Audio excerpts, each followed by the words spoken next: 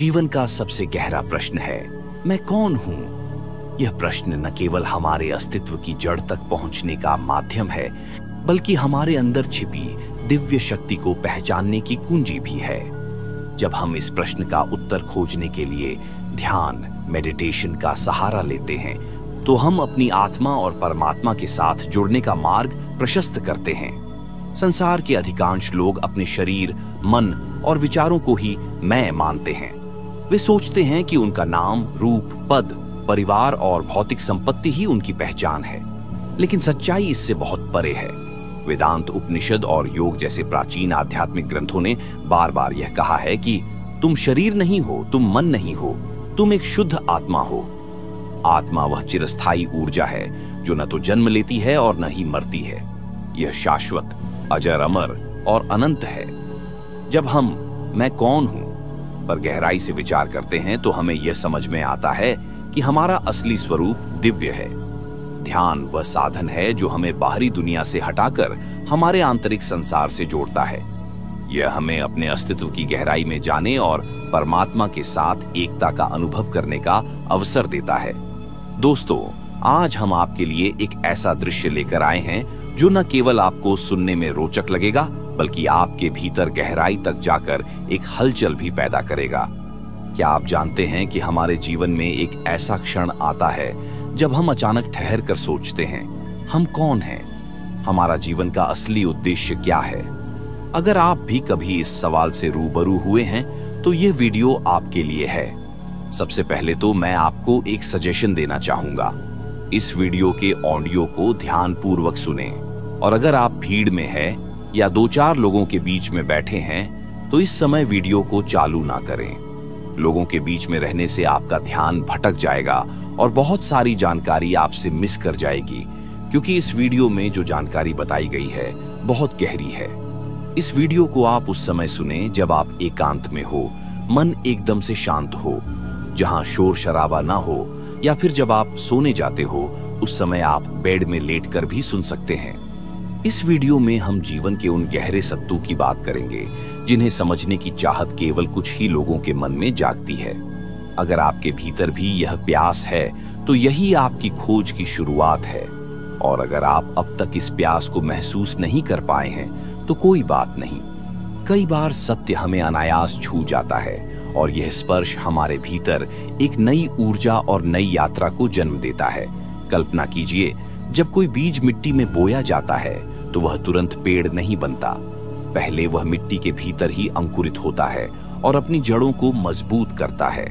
इसी तरह हमारे भीतर भी परिवर्तन का बीज तभी अंकुरित होता है जब हम इसके लिए तैयार होते हैं। तो हमारे भीतर किसी बदलाव या परिवर्तन का बीज बोया जाता है, जैसे कोई नई सोच, आदत, तो वह भी तुरंत परिणाम नहीं देता। सबसे पहले यह हमारे मन और चेतना में भीतर ही भीतर कार्य करता है। यह हमारी सोच, भावनाओं और सोचने का तरीका में परिवर्तन लाने की प्रक्रिया शुरू करता है। यह भीतर की जड़ों को मजबूत करता है। वैसे ही हमारे भीतर भी अनंत संभावनाओं के बीज छुपे होते हैं, और इस यात्रा का पहला कदम है उस बीज को पहचानना। तो क्या आप तैयार हैं उस क्षण का अनुभव करने के लिए जो आपके जीवन को हमेशा के लिए बदल सकता है? इस वीडियो में हम न केवल उस बीज को पहचानने की बात करेंगे, बल्कि यह भी जाएंगे कि इसे कैसे अंकुरित किया जाए, कैसे इसे अपने जीवन का मार्गदर्शक बनाया जाए। यह कोई साधारण चर्चा नहीं है। यह एक ऐसा अवसर है जो आपके भीतर की शक्ति और आपके जीवन के उद्देश्य को उजागर कर सकता है। अब आपसे निवेदन है कि इस संवाद में हमारे साथ अंत तक बने रहे, क्योंकि यह यात्रा सिर्फ सुनने की नहीं, महसूस करने की है। तो चलिए इस अनमोल सफर की शुरुआत करते हैं। हम अक्सर सोचते हैं कि हम जीवन जी रहे हैं, लेकिन सच ये है कि बहुत कम लोग असल में जी पाते हैं। बहुत कम लोगों को यह एहसास होता है कि उनके पास जीवन था और उसमें कितनी रहस्यमय शक्ति छिपी हुई थी। हम अपने ही जीवन से अजनबी बने रहते हैं। जब ऐसा होता है तो यह स्वाभाविक है कि हमारा जीवन दुख, चिंता और परेशानी का कारण बन जाए। यही तो आज अधिकतर लोगों का अनुभव है। जीवन को समझने की इच्छा तभी पैदा होती है जब हम अपने भीतर यह सवाल उठाते हैं, हम कौन हैं? हमारा जीवन क्यों है? इसका उद्देश्य क्या है? अगर इन सवालों के जवाब हमें ना मिले तो जीवन एक बोझ जैसा लगने लगता है। हम जन्म से मृत्यु तक की यात्रा तो पूरी कर लेंगे, लेकिन जीवन का असली आनंद, शांति और सार्थकता महसूस नहीं कर पाएंगे। बहुत कम लोग ही जीवन की गहराई को पहचान पाते हैं, और इसके लिए सबसे जरूरी है कि हमारे अंदर जाने की एक प्यास हो। जब तक यह प्यास नहीं जागती, तब तक हम जीवन के असली अर्थ को नहीं समझ सकते। एक गांव में रुके हुए थे। सुबह सुबह एक व्यक्ति उनके पास आया और बोला, आप इतने सालों से आत्मा, मोक्ष और परमात्मा के बारे में सीखा रहे हैं, लेकिन ये बताइए, अब तक कितने लोगों ने परमात्मा को पाया है? बुद्ध मुस्कुराए और बोले, मैं 40 वर्षों से लोगों को परमात्मा और जीवन के अर्थ के बारे में समझा रहा हूं। तुम्हारा यह सवाल सही है कि कितने लोगों ने मोक्ष या परमात्मा का अनुभव किया है, लेकिन इसके पहले कि मैं तुम्हें उत्तर दूं, मैं चाहता हूं कि तुम गांव में जाओ और सभी लोगों से यह पूछो कि कितने लोग सच में परमात्मा को पाना चाहते हैं, कितने लोगों के दिल में इसकी सच्ची प्यास है। वह व्यक्ति गांव गया और सुबह से शाम तक लोगों से पूछता रहा। गांव छोटा था और उसने सभी लोगों की सूची तैयार की। किसी को धन चाहिए था, किसी को पद चाहिए था, किसी को यश। हर किसी की अपनी अपनी इच्छाएं थीं, लेकिन परमात्मा को चाहने वाला कोई भी नहीं था। वह व्यक्ति वापस लौटा और बुद्ध को यह बात बताई। तब बुद्ध ने कहा, अगर कोई परमात्मा को ना चाहता हो तो उसे जबरदस्ती दिया नहीं जा सकता, किसी पर इसे थोपा नहीं जा सकता।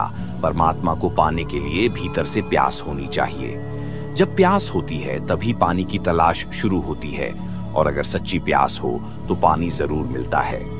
तो सबसे पहली जरूरत यह है कि जो लोग जीवन के बारे में जानना चाहते हैं, जो उसके गहरे रहस्य को समझना चाहते हैं, उन्हें पहले यह देखना होगा कि उनके अंदर सच में कोई प्यास है या नहीं। हम में से ज्यादातर लोगों के अंदर कोई प्यास नहीं होती। हमारे भीतर कोई इच्छा, कोई चाहत या कोई अधूरी ख्वाहिश नहीं होती। हम जैसे हैं उसी में संतुष्ट रहते हैं, और हमारे मन में कभी यह सवाल उठता ही नहीं कि हमारे जीवन में कुछ और होना चाहिए। हमारे अंदर कोई गहरी तड़प नहीं होती। आमतौर पर धार्मिक लोग हमें समझाते हैं कि संतुष्ट हो जाओ, लेकिन मैं कहता हूं असंतुष्ट हो जाओ, क्योंकि अगर कोई व्यक्ति संतुष्ट हो गया तो उसके जीवन में कोई खोज नहीं हो पाएगी। अगर कोई जैसा है उसी में खुश हो गया तो उसके जीवन में कोई आगे बढ़ने की संभावना नहीं रहेगी। असंतोष किसी भी धार्मिक व्यक्ति का पहला कदम है, और अगर सत्य को पाना है तो असंतोष होना जरूरी है। जीवन जैसा है उससे संतुष्टि नहीं होनी चाहिए। हम असंतुष्ट तो होते हैं, लेकिन यह असंतोष जीवन से नहीं बल्कि जीवन की चीजों से होता है। एक आदमी जिस काम या पद पर है उसे खुश नहीं होता और एक बेहतर पद चाहता है। एक आदमी के पास जितना पैसा है उसे संतुष्ट नहीं होता और ज्यादा धन कमाने की चाह रखता है। एक आदमी के पास जो चीजें हैं उनसे नाखुश रहता है और नई चीजें पाना चाहता है, लेकिन हम अपने पूरे जीवन से असंतुष्ट नहीं होते। जिस व्यक्ति की नाखुशी सिर्फ चीजों तक सीमित है, उसकी धर्म या अध्यात्म में कोई रुचि नहीं होती। लेकिन जो व्यक्ति खुद जीवन से असंतुष्ट हो जाता है, उसकी अध्यात्म की यात्रा शुरू हो जाती है। हम जानते हैं कि बाहर का जीवन कैसा है और उसके बारे में हमें काफी जानकारी है, लेकिन हमारे भीतर भी एक और जीवन है जिसे हम बिल्कुल नहीं जानते। इसका कारण यह नहीं है कि हमारा ज्ञान कम है या हमारी समझ कम है। यह भी वजह नहीं है कि सिर्फ कुछ खास लोग ही इसे जान सकते हैं। असल में हर व्यक्ति के पास यह क्षमता और योग्यता होती है।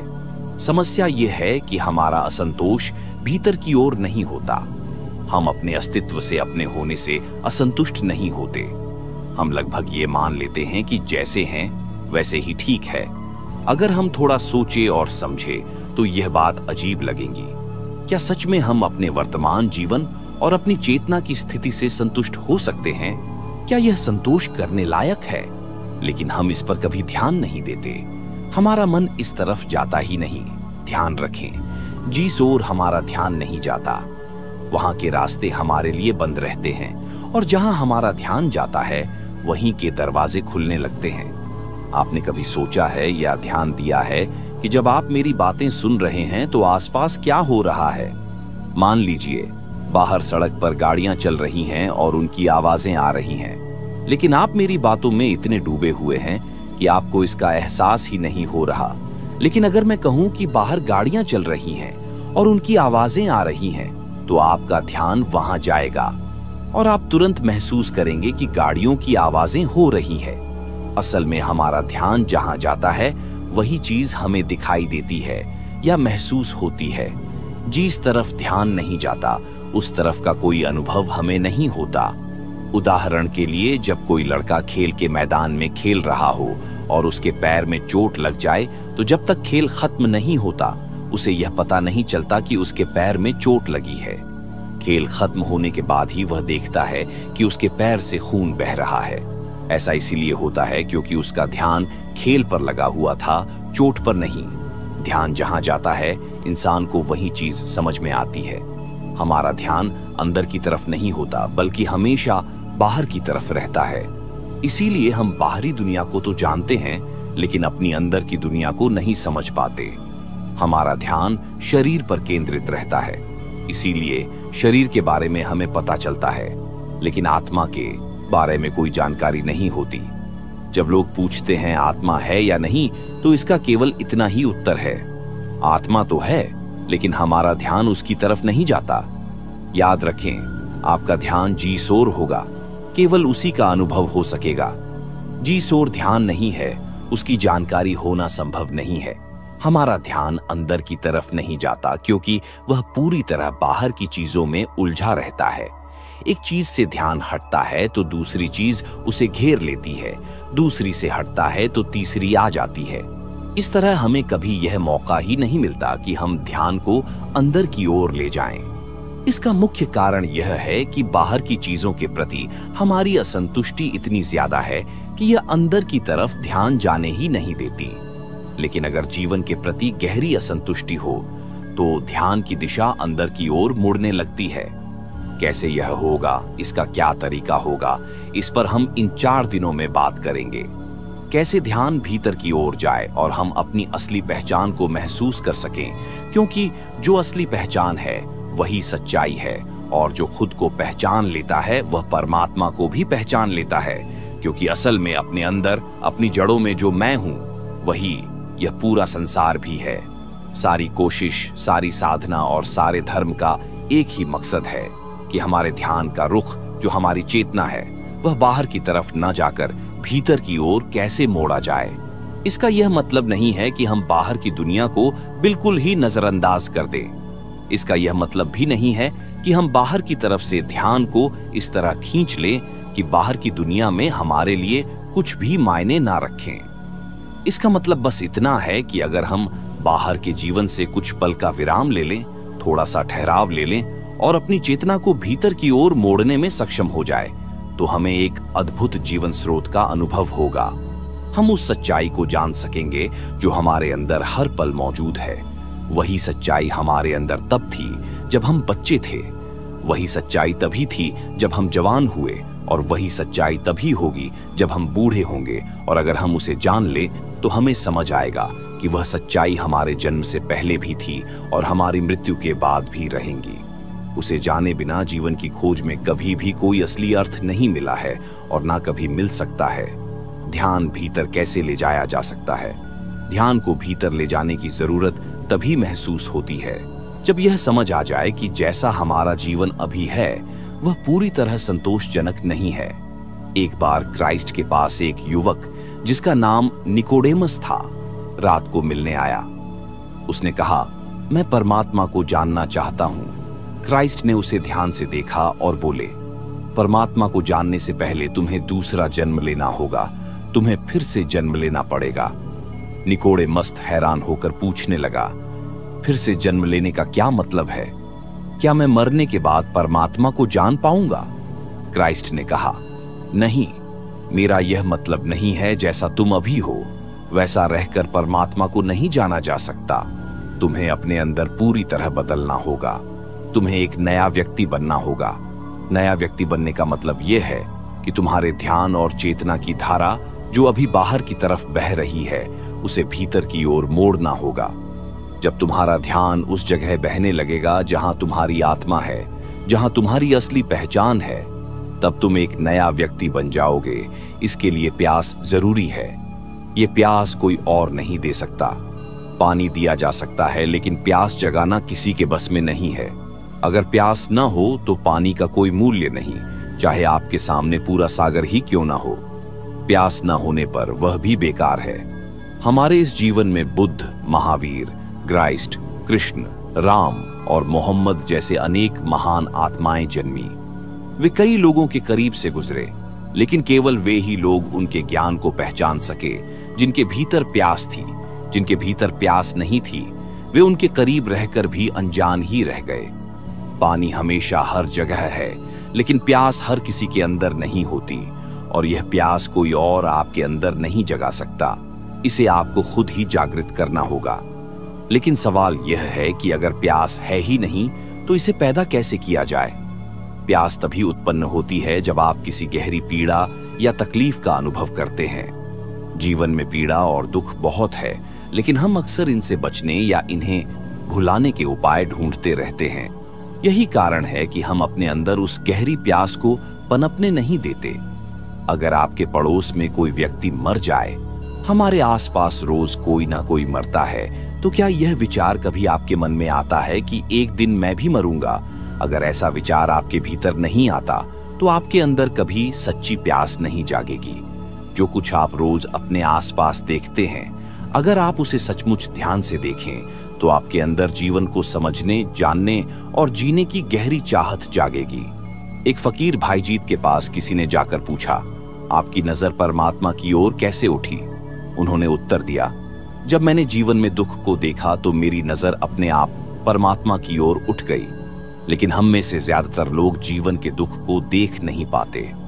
हम दुख से घिरे हुए हैं, फिर भी वह हमें दिखाई नहीं देता, और जब कभी वह दिखाई देता भी है तो हम उसे अनदेखा करने के तरीके ढूंढने लगते हैं। मैंने अपनी आत्मा को पहचान कर आप यह समझ पाएंगे कि आप केवल इस शरीर और मन तक सीमित नहीं हैं। आप शुद्ध चेतना हैं, परमात्मा का अंश है। इस ज्ञान के साथ आपका जीवन आनंद, शांति और प्रेम से भर जाएगा। याद रखें, यह यात्रा अभ्यास और धैर्य की मांग करती है।